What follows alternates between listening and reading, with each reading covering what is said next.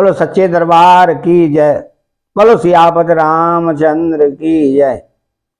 उठे लखन ने जिबेगा सुने, अरुण से काधो ने कान, रामा अरुण से काधो ने कान, गुरुते पहले जगत पते जागे, राम सुजान सियावत रामचंद्र बद जय, शरणम शंकर हरिओम जय जय सिया राम। रात बीतने पर मुर्गे का शब्द कानों से सुनकर लक्ष्मण जी उठे।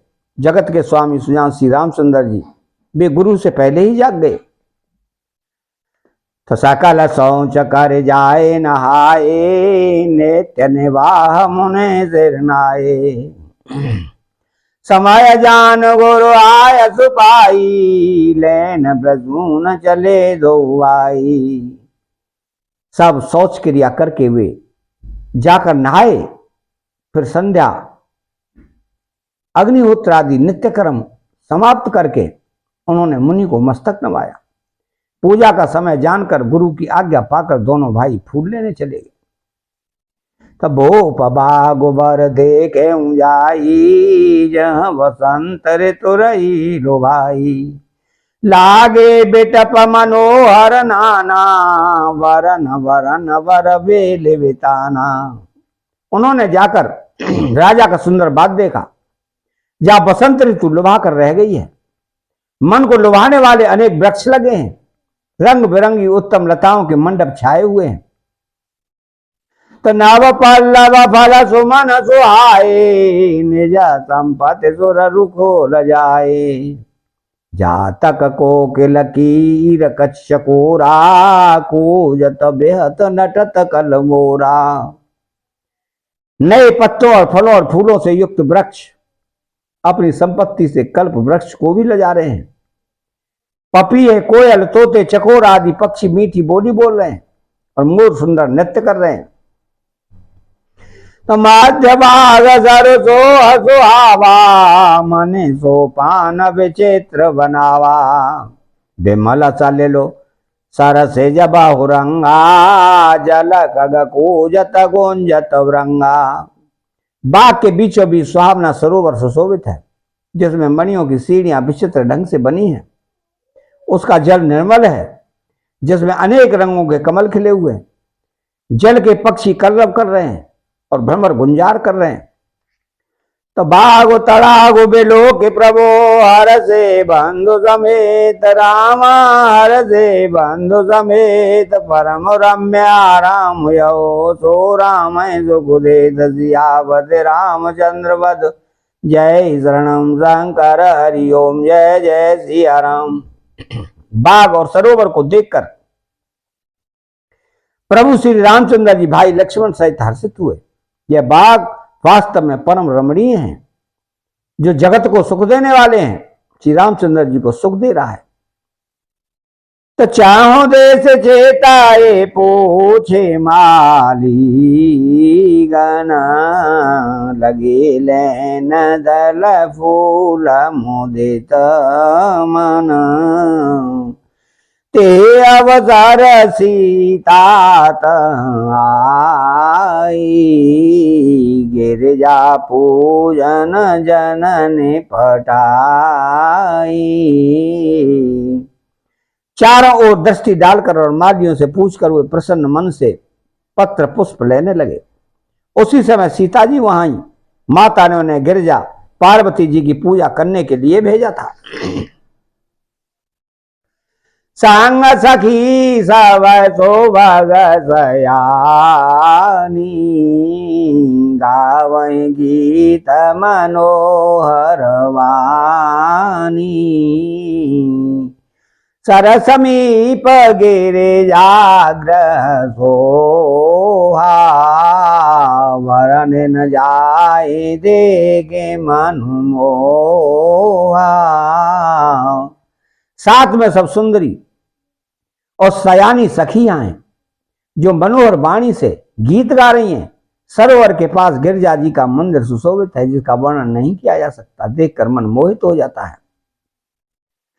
मत जानो कारे सारा साखे न समेता गई मुदे तमन गौरी निकेता पूजा की न अधिक अनुरागा निज अनुरूप सुभग भरो मांगा। सखियों सहित सरोवर में स्नान करके सीता जी प्रसन्न मन से गिरजा जी के मंदिर में गई। उन्होंने बड़े प्रेम से पूजा की और अपने योग्य वर जो सुंदर हो मांगा। एक सखी सिया संगो बेहाई गए रही देखन को फूलवाई तेहि दो बांधो बेलो के आई प्रेम विवश सीता पहि आई। एक सखी सीता जी का साथ छोड़कर फुलवाड़ी देखने चली गई थी। उसने जाकर दोनों भाइयों को देखा और प्रेम में बेहवल होकर वह सीता जी के पास आई। तासु दशा देखी सकिना पुलक गात जलु नैन रामा पुलक गात जलु नैन कहूँ कारण निज हरस कर पूछे सब मृदु बैन सियावत रामचंद्र वद जय शरणम शंकर हरिओम जय जय सिया राम। सखियों ने उसकी दशा देखी तो उसका शरीर पुलकित है और नेत्रों में जल भरा है। सब कोमल वाणी से पूछने लगी कि अपनी प्रसन्नता का कारण बता। तो देखन भागो को हर दो आए वय किशोर सब भांति सुहाए श्याम गौर के मैं कहूँ बखानी गिरा नयन नयन बिनु पानी। उसने कहा दो राजकुमार बाग देखने आए हैं, किशोर अवस्था के हैं और सब प्रकार से सुंदर हैं। वे सांवले और गोरे रंग के हैं। उनके सौंदर्य को मैं कैसे बखान कर कहूं। वाणी बिना नेत्र की है और नेत्रों के बाणी नहीं है। तो सोने हरसी सब सखी सयानी सियही आते ओत कंठा जानी एक कहे जब सोतते आली सुने जे मोने संग आए काली। यह सुनकर और सीता जी के हृदय में बड़ी उत्कंठा जानकर सब सयानी सखियां प्रसन्न हुई। तब एक सखी कहने लगी कि हे सखी, ये वही राजकुमार हैं जो सुना है कि कल विश्वामित्र मुनि के साथ आए हैं। जैन ने जरूप मोहिनी डारी कीने स्वस नगर नर नारी वरन तछावे तह जहाँ सब लोगो अवश्य देखे आहे देखन योगो। और जिन्होंने अपने रूप की मोहिनी डालकर नगर के स्त्री पुरुषों को अपने बस में कर लिया, जहां तहां सब लोग उन्हीं की छवि का वर्णन कर रहे हैं, अवश्य चलकर उन्हें देखना चाहिए। वे देखने तो ही योग्य हैं। तो तासो बचन आते से अनि सुहाने धरस लागे लोचन कुलाने चलिया अग्र करे प्रिय सखी सोई प्रीति पुरातन लखै न कोई। उसके वचन सीता जी को अत्यंत ही प्रिय लगे और दर्शन के लिए उनके नेत्र उकला उठे। उसी प्यारी सखी को आगे करके सीता जी चली। पुरानी प्रीति को कोई लख नहीं पाता। तो सुमिर सिय नारद वचन उपजी प्रीत पुनीत रामा उपजी प्रीत पुनीत चकित विलोकत सकल दिश जनो से सुभ्रगी सभीत सियावत रामचंद्र वध जय शरणम शंकर हरि ओम जय जय सिया राम। नारद जी के वचनों का स्मरण करके सीता जी के मन में पवित्र प्रीति उत्पन्न हुई। वे चकित होकर सब और इस तरह देख रही थी मानो डरी हुई मृग छोनी इधर उधर देख रही हो। तो कांकन किंकिनी नूपुर धूनि सोने कहता लखन सन राम हृदय गुने मानहु मदन दोंदो विदीनी मनसावे स्ववे जय कहकीनी। कंकण हाथों के कड़े करधनी और पायजेब के शब्द सुनकर श्री रामचंद्र जी हृदय में विचार कर लक्ष्मण से कहते हैं कि ध्वनि ऐसी आ रही है मानो कामदेव ने विश्व को जीतने का संकल्प करके डंके पर चोट मारी है।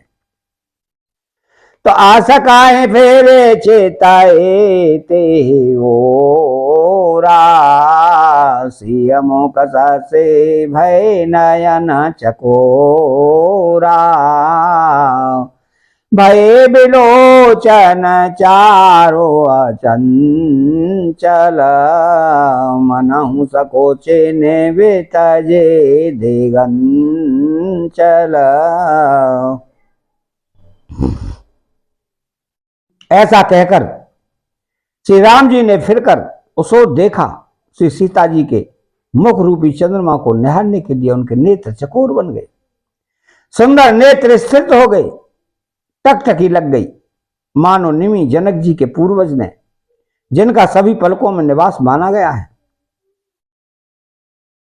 लड़की दामाद के मिलन प्रसंग को देखना उचित नहीं, इस भाव से सकुचा कर पलकें छोड़ दी, पलकों में रहना छोड़ दिया, जिससे पलकों का गिरना रुक गया। देख सी शोभा सुखो पावा हृदय सराहत बचनु नावा जन विरांचे सवने जाने पुनाई विरच विश्व कह प्रकट दिखाई। सीता जी की शोभा देखकर श्री रामचंद्र जी ने बड़ा सुख पाया। हृदय में वो उनकी सराहना करते हैं किंतु मुख से वचन नहीं निकलते। वह शोभा ऐसी अनुपम है मानो ब्रह्मा ने अपनी सारी निपुणता को मूर्तिमान कर संसार को प्रकट करके दिखा दिया हो। तो सुंदरता कहूँ सुंदर कराई विग्रह दीप से जनु बराई सब उपमा कवि रहे जोठारी के ही पट ताराऊं बेदेह कुमारी। वह सीता जी की शोभा सुंदरता को भी सुंदर करने वाली है। वह ऐसी मालूम होती है मानो सुंदरता रूपी घर में दीपक की लौ जल रही हो। अब तक सुंदरता रूपी भवन में अंधेरा था, वह भवन मानो सीता जी की सुंदरता रूपी दीप शिखा को पाकर जगमगा उठा है, पहले से भी अधिक सुंदर हो गया है। सारी उपमाओं को तो कवियों ने झूठा कर रखा है। मैं जनक नंदिनी श्री सीता जी की किससे उपमा करूं। तो सिय शोभाई अवरन प्रभो आपने दशा विचार रामा आपने दशा विचार बोले सोच मन अनुज सन वचन समय अनुहार सियावत रामचंद्र पद जय शरणम शंकर हरि ओम जय जय सिया राम। इस प्रकार हृदय में सीता जी की शोभा का वर्णन करके और अपनी दशा को विचार कर प्रभु श्री रामचंद्र जी पवित्र मन से अपने छोटे भाई लक्ष्मण से समयानुकूल वचन बोले कि तात जनक तनयाय सोई धनुष यज्ञ जेहि कारण होई पूज पूजन गौरी साइकिले आई, करत प्रकाश हो फिर फुलवाई। ए तात, यह वही जनक की कन्या है जिसके लिए धनुष यज्ञ हो रहा है। सखियां इसे गौरी पूजन के लिए ले आई हैं। यह फुलवाड़ी में प्रकाश करती हुई फिर रही है। तो जासो बेलो के अलाओ के शोभा, सहज पुनीत मोर मनु शोभा। सो सब कारण जान विधाता, फर कहीं शोभा अंग सोने भ्राता। जिसकी अलौकिक सुंदरता देखकर स्वभाव से ही पवित्र मेरा मन शुद्ध हो गया है, वह सब कारण अथवा उसका सब कारण तो विधाता जाने। किंतु हे भाई सुनो, मेरे मंगलदायक दाहिने अंग फटक रहे हैं। रघुवंश कर सहज सुभाऊ, मनु को पंथ पगोधर न काऊ। मोहे अतिशय प्रतीत मन केरी, जेहि सपने हूँ पर नार नएरी। रघुवंशियों का यह सहज जन्मगत स्वभाव है कि उनका मन कभी कुमार्ग पर पैर नहीं रखता। मुझे तो अपने मन का अत्यंत ही विश्वास है कि जिसने जागृत की कौन कहे, स्वप्न में भी पराई स्त्री पर दृष्टि नहीं डाली है। तो जैन कैला है नारे पूरन पीठी, नहीं पावाहे परितिय मनुटी। मांगल लाहे न जैन कई नाही, ते नरवर थोरे जग माई। रण में शत्रु जिनकी पीठ नहीं देख पाते, अर्थात जो लड़ाई के मैदान से भागते नहीं, पराई स्त्रियां जिनके मन और दृष्टि को नहीं खींच पाती, और भिखारी जिनके वहां से नहीं पाते, खाली हाथ नहीं लौटते, ऐसे श्रेष्ठ पुरुष संसार में थोड़े हैं। तो मांगल भावन अमांगल हारी, द्रवहु सुदशरथ अजिर बिहारी। चैनल को सब्सक्राइब करें, बेल आइकन घंटी को दबाएं और कमेंट बॉक्स में जय श्री राम लिखें। बोलो जय सिया राम।